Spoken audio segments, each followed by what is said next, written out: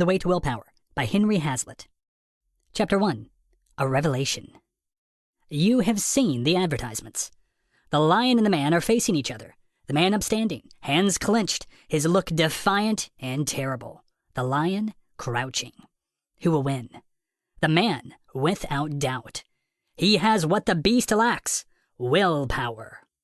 And at the bottom of the page is the triangular clipping which you cut out and send for the book on how to acquire it. Or perhaps the advertisement promises you a $10,000 a year position. Nothing less than $10,000 a year seems capable of attracting the present-day reader of 20-cent magazines. And those positions, one learns, are reserved for the men of willpower, not forgetting the capitals. The advertisements portray bizarre ideas about the will and willpower. Anyone who has the remotest notion of psychology might be led from them to suspect the advertised course. But the advertisements reflect not alone the advertiser's ideas, but the ideas of the plain man. They are written to catch the plain man's eye, and they do catch his eye. Else how to account for their persistence, their enlargement, and their multiplication, notwithstanding the notorious expensiveness of advertising? Now, I am about to reveal a profound secret about the will. The revelation will cause a good deal of shock and disappointment and a bedlam of protest. However, I derive courage to meet the protest, because I have an imposing body of psychologic opinion behind me. I have behind me most of the reputable psychologic opinion since Herbert Spencer. And so, here it is. The will does not exist. I repeat it lest you fancy there has been a mistake. There is no such thing as the will, nor such a thing as willpower. These are merely convenient words. Now, when a man denies the existence of the will, he is on dangerous ground. It is as though he were to deny the existence of the tomato. Yet I do deny that the will exists in anything like the same sense that the tomato exists. The tomato is a definite entity. You can pick it up, handle it, feel it, or throw it at the person who denies its existence. And this evidence of reality may convince him.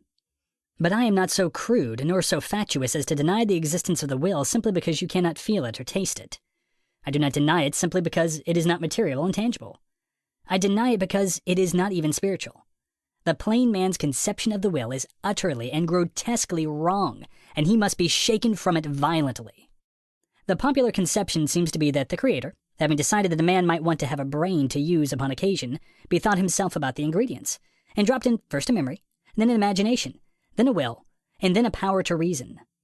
Though popular conception is vague on the details, it is probable that the last was a small parcel, wrapped in prejudices to protect it from strain. But the Creator could have left out the will, and no one would have been the wiser. Proof of it is that so few of us were. It was only recently that psychologists began to suspect its absence. You are making a gesture of impatience. This is a little too stiff, you say. There is a limit to which you can impose on me. I know when a man shows a will and when he doesn't.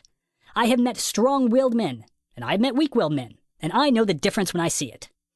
For your remonstrance I have the greatest respect, and I will now proceed to give heed to it. End of Chapter 1.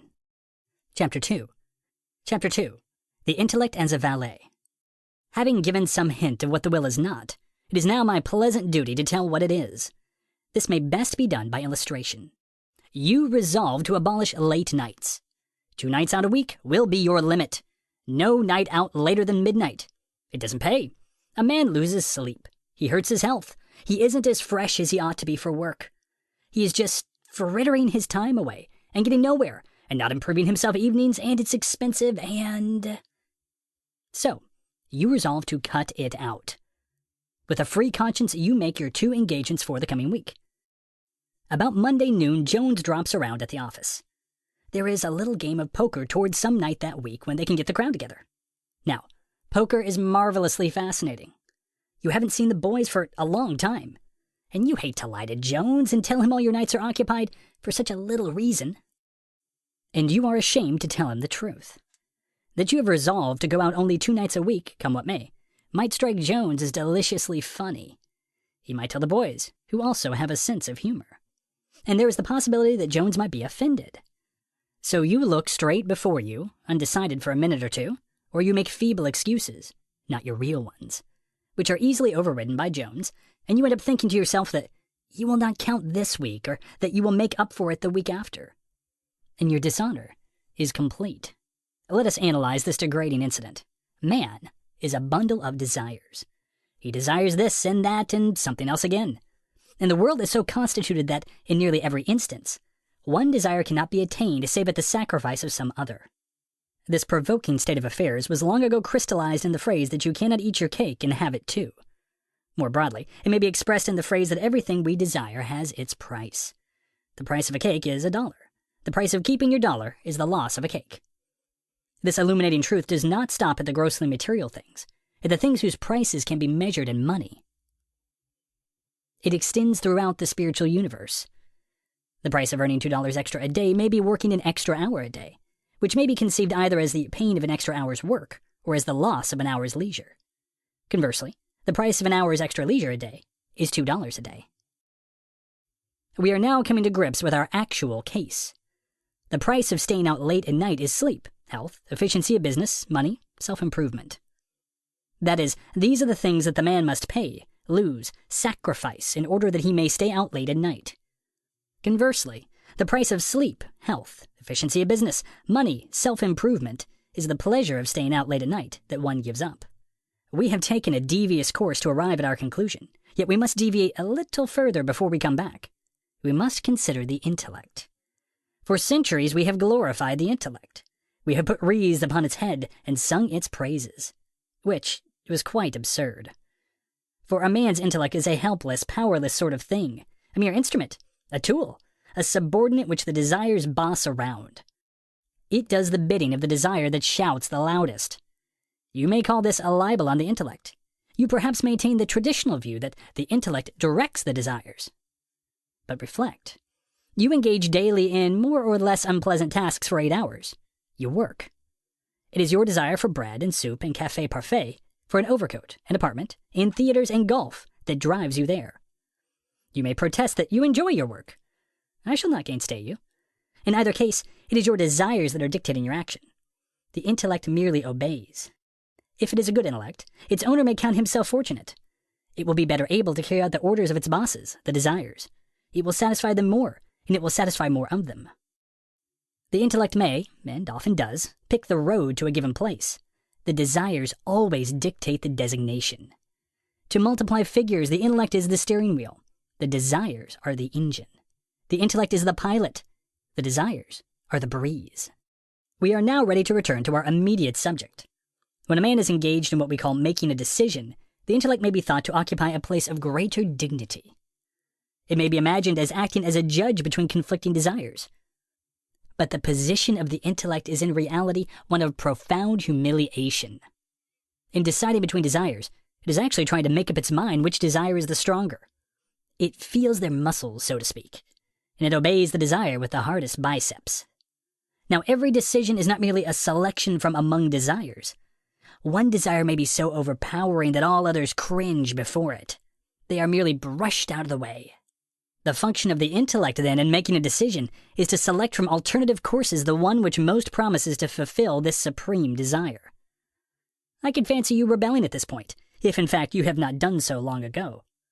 What you say may be very true about some people, I can hear you saying. But suppose I refuse to allow my intellect to be bullied around in this shameless manner. Suppose I choose to have my intellect snap its fingers at all my desires and say, hereafter, I will be master. What becomes of all your fine analysis then? This question, my dear sir, is not so formidable as it looks.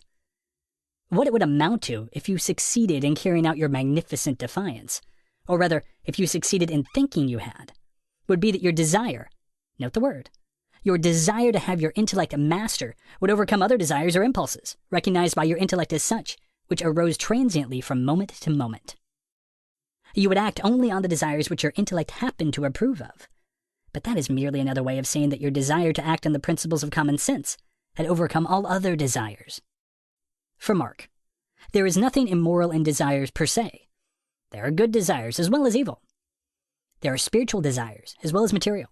There are desires to help others, to spread cheerfulness, to protect one's health, to live in moderation, to feel satisfied with one's lot, to succeed in life, to go to heaven, to feel the happiness that virtue gives. And these desires may be just as powerful as selfish desires, or as a craving for transient sensual pleasures. Bernard Shaw says somewhere that real goodness is nothing but the self-indulgence of a good man. Unfortunately, the word desire, taken by itself, has come in popular usage to have a restricted, a sensual, an evil meaning. Popular usage has perverted it just as it has perverted the word pleasure, which arouses such endless confusion of thought and ethical argument. I verily believe that could a man be brought to think of the word desire always in its true and broadest meaning, his aversion to the truth that the desires overlord the intellect would be completely removed. For, as a fact, I have greatly understated the predominance of the desires as compared with the intellect. The very existence of the intellect depends upon the desires. Unless a man have desires, he will have no intellect. Or rather, he will never develop it and never use it, which is much the same thing. Thinking is problem solving. It arises from thwarted purposes. If we have no desires, we can have no purposes, and hence, nothing to thwart. Thinking may arise as an attempt to solve something bearing on our immediate personal welfare, or on the welfare of our family, or our city, or on the welfare of mankind. It may arise from the love of prestige and applause, or from sheer intellectual curiosity. In any case, desire of some kind is the motivating force. A great difficulty yet remains. You may admit that the intellect is a servant and not a master, but not that it is the servant of your desires. It is the servant of me, you say. It is the servant of my will. These are two distinct, perhaps contradictory, assertions. Let us consider the first. Now, let me ask, what are you? You are nothing but a total. Take away your body. Take away your physical brain. Take away your intellect, your desires, your memory, your imagination. Take away, I say, all the parts and attributes of you, and there is nothing left. That should be obvious, so obvious that I almost blush to state it. Whenever you speak of me, or I, or you are speaking of one part or attribute of yourself, now of another. You may say, I intend to do so-and-so, meaning that a certain desire within you is going to make the rest of you do so-and-so. You say, I am running, meaning that your legs are running, carrying the rest of your body and your brain along with them. You say, I am thinking, meaning that your intellect is thinking. Your knees aren't thinking. Your feet aren't thinking. Your teeth aren't thinking. Only your intellect. In any case, when you refer to I, you are referring now to one part of yourself, now to another. And yet, such is the confusion of thought that because you give the same name now to one part, and now to another, you fancy that the word I refers to something distinct from any of these, something in addition, something separable from the parts that compose it. But when you are talking of I, in the foregoing sense, you are usually referring to your will, and it is this conception that we must now consider. The brain, as previously intimated, is a receptacle full of conflicting desires. All desires are not ever present, but that is not a point we need consider now. For certain periods, it may be only for a moment, perhaps for a day, possibly for half a lifetime, a certain desire will predominate. That desire, for just as long as it predominates, will determine action. For as long as it predominates and determines action, that desire constitutes your will. It is what you desire to do, what you want to do, what you will to do. But one desire may predominate for 1 hour, and another the next. Just now you may wish to sit home for the evening and improve your mind. That is your will. After reading this a few minutes, you may become bored. I am not blaming you. And may decide to call up your friends and play bridge for the evening. That is also your will. And here we come to the great confusion. These desires, which are constantly gaining individual supremacy and losing it, which are constantly overthrowing and dethroning each other like presidents in a South American republic, are each of them mere temporary holders of power. Yet, we give a permanent name to them. We call one desire the will, and we call the next desire the will. And so we think that the will is something in addition to these separate desires. If we were to say that Warren G. Harding kissed Mrs. Harding, and then were to add that the President of the United States also kissed Mrs. Harding, the confusion between words and things would be obvious. The President of the United States we know to be only another name for Harding. It is merely a permanent name for the different temporary holders of that powerful office, all of different natures. So with the mind. The will is merely a name for the desire that happens to hold temporary power. Take away all desires, and there remains no will.